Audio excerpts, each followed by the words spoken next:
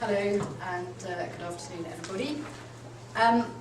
We've just heard some absolutely fascinating perspectives on digital literacy, on trends in our digital world and innovation in business, and the economic challenges of the skills gap. But what I want to do now is to take a bit of a step back and look at why ensuring that every person and every organisation has the basic digital skills to look at why ensuring every person and organisation has basic digital skills is absolutely fundamental to meeting the challenge of our digital future. As David said, I'm the Chief Executive of Go On UK. Go On UK is the leading digital skills charity. We argue the powerful social and economic case for universal digital skills. And our vision is for everyone to have the basic digital skills that they need to prosper in an increasingly digital world. We're an independently funded charity. We work in partnership with a wide range of national, regional and local organisations from the private, public and not-for-profit sectors. We work very closely with government, but we're not formally affiliated to government. So we want basic digital skills to be universal, because digital skills are no longer nice to have, but they are essential to any effective modern society. David mentioned this already in his introduction, but at Go On UK, we also see digital skills as the third core pillar of learning, alongside literacy and numeracy. And that's because without these skills, people cannot participate fully in today's society, and let alone tomorrow's. And importantly, this isn't just about the education system. So we promote digital skills at all ages as part of lifelong learning. Because clearly, there's a link between equipping individuals at any age with the basic digital skills and their capacity to go on to develop intermediate and higher level digital skills. And at a time when, as we've heard, the UK is struggling to fill specialist technical jobs, this is crucially important.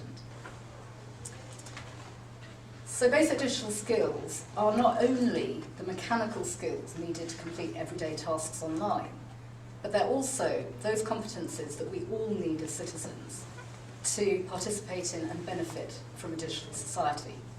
Sorry, there's something wrong with my presentation, as you will notice. My slides keep jumping, I do apologise for that. So they're the competences we all need to participate in and benefit from a digital society and economy, and to improve outcomes as diverse as economic growth, social mobility, financial inclusion, and better health and well-being. So this isn't about having skills as an end in themselves, and this isn't about IT training. Having basic digital skills is transformational and improves an individual's life chances, or an organisation's effectiveness, or a sector's competitiveness, by allowing them to use technology appropriately and safely to deliver a better outcome. In January, Go On UK published an updated table of what we mean by basic digital skills, with input from a huge range of stakeholders and academics.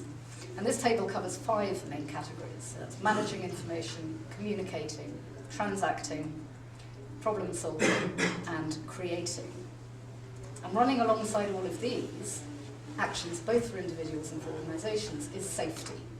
How do you keep yourself and others safe when doing anything within those 5 categories? Now, this may seem like quite a complex matrix, and not all of these may be equally important or equally relevant to every individual or every organisation, which is why at Go On UK, we talk about helping people to reach their digital potential. What really matters is that people and organisations have those skills that they need. This table is now being adopted across the digital inclusion sector as a common standard, and it's been incorporated into the Government Digital Services Evaluation Framework for Digital Inclusion Activity. There's more detail on that on our website. We've also worked with researchers and academics to produce some very simple questions to help individuals and organisations self-assess against these skills. And Ipsos Mori will start to track these for us later this year. So we may assume that everyone can at least communicate or transact digitally, particularly now that smartphone usage is so high and that apps are relatively easy to use.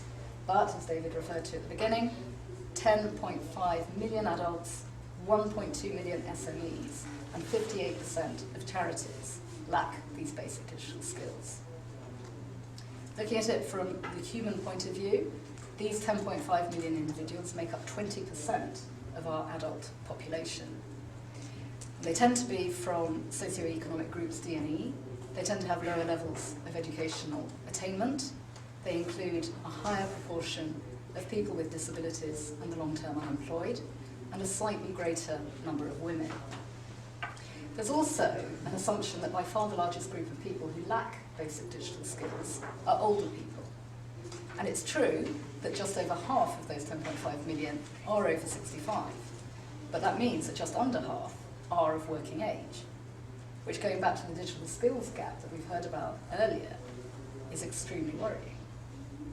And it's also really important to clarify that not all of these 10.5 million people are completely offline. 61% of the UK population now uses a smartphone to go online, and 77% of adults do have access to broadband, either fixed or on their mobile. But this doesn't mean that they are using these, this hardware and this software to access digital services or to do any of those things that society increasingly is expecting of its citizens, as more public and private services move to digital by default, and as the digital world develops in the way that Charles has described. So an anecdote that I particularly like to share, simply because I overheard it myself, is a conversation between two women in a shop. One asked the other if she had a smartphone, and the other replied, no, not a smartphone, just an iPhone. So even when people have the hardware, they may not be fully aware of what it can do, and they may not be fully exploiting its capabilities. And similarly, we assume that all young people are so-called digital natives.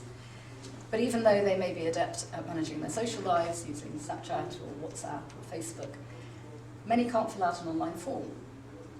According to a 2013 report from the Prince's Trust, 1 in 10 of all young people aged 15 to 25 said that they didn't feel confident filling in online job applications or even creating and updating CVs on a computer.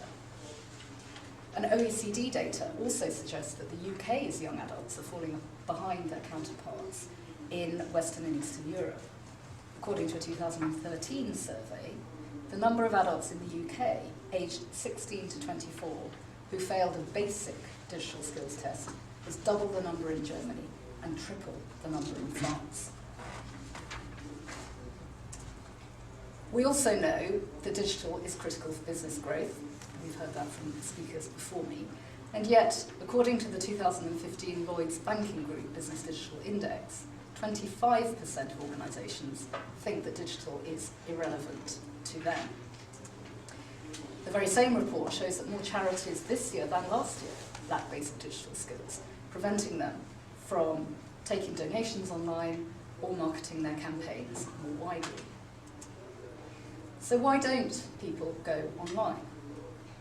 The key barriers to digital inclusion for individuals are skills, and that includes confidence, cost of a device or of access to broadband, and access.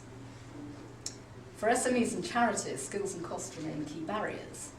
But again, according to the Lloyds Business Digital Index, time rather than access is more significant for smaller organisations.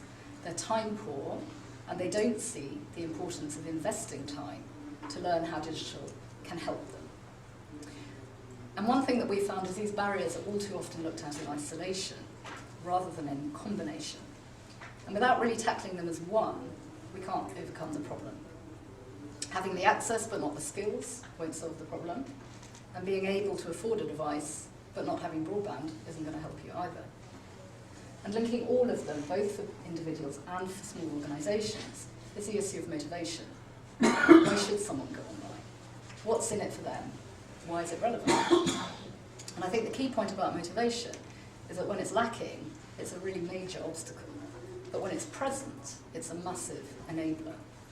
So to reach that last 10.5 million people, those 1.2 million SMEs, that 58% of charities, we need to really understand what the motivation for going online might be for them and use that as the hook to open up their digital world. So we really need to work harder to articulate the benefits, the opportunities, and above all, the relevance of digital in non-technical ways to individuals and organisations. The benefits may seem incredibly obvious to us, but they're clearly not obvious to all. And in 5 years' time, the landscape will be even more difficult for the digitally excluded, with the expansion of e-commerce, with more public and private organisations offering digital-only services, and the vast majority of jobs requiring some form of digital skills. We've just heard from Rob that the UK will be looking to fill 1.5 million technology sector jobs by 2020. And over 90% of all jobs will require some level of digital capability. Back in 2012, so that's already 3 years ago, a quarter of all jobs were already being posted online only. And that figure will be much higher today, and even higher, if not 100% in 2020. And if just under half of those 10.5 million people who today lack basic digital skills are of working age, how will they enter the job market? And how do young people who can't fill in an online form or create a CV even get started? So this is just not a sustainable situation. So the digital divide may not be getting wider, but it is getting deeper.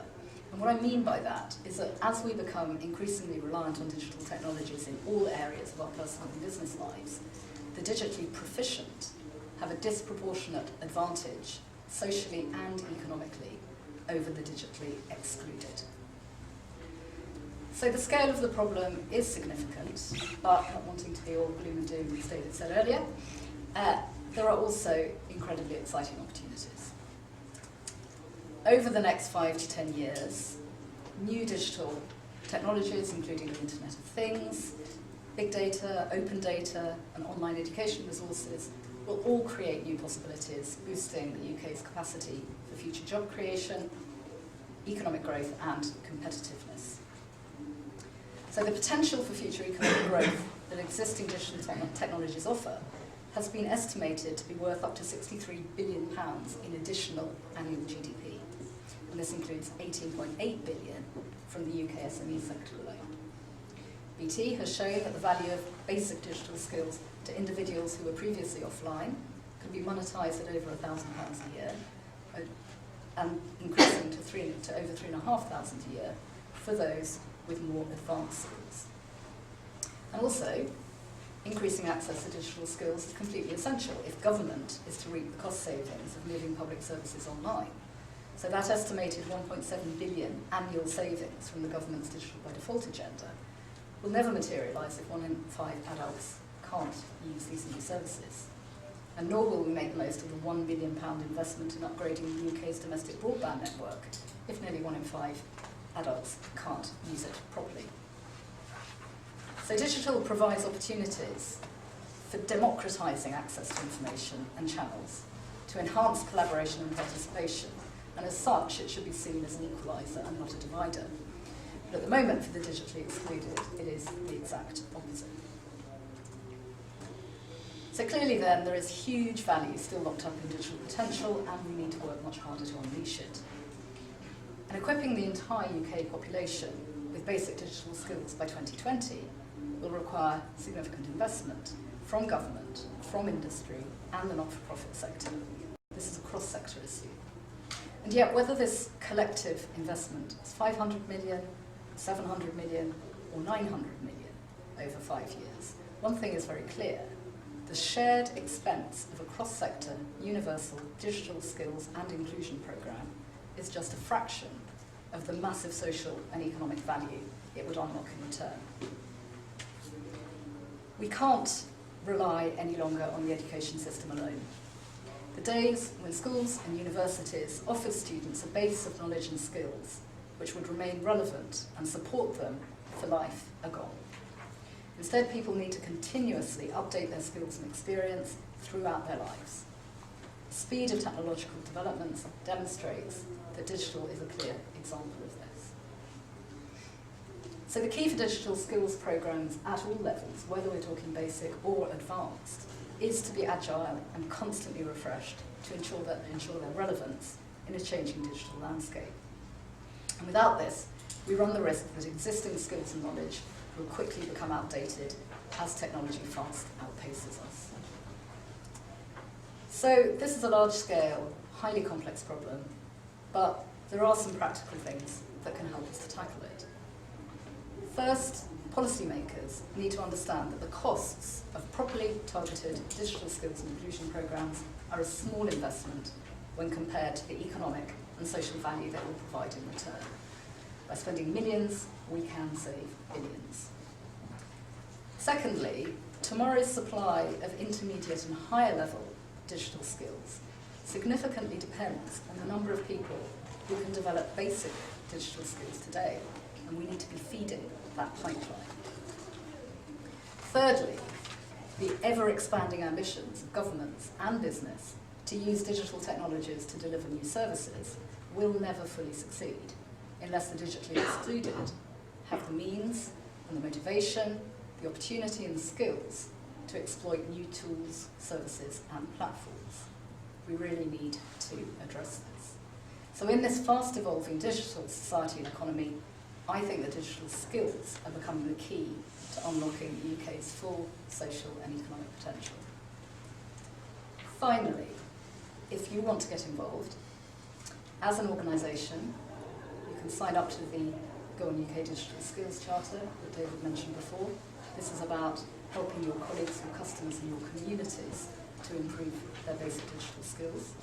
As an employee or as a citizen, you can become a digital champion. And whoever you are, you can signpost those who lack these skills to where they can get support. Thank you.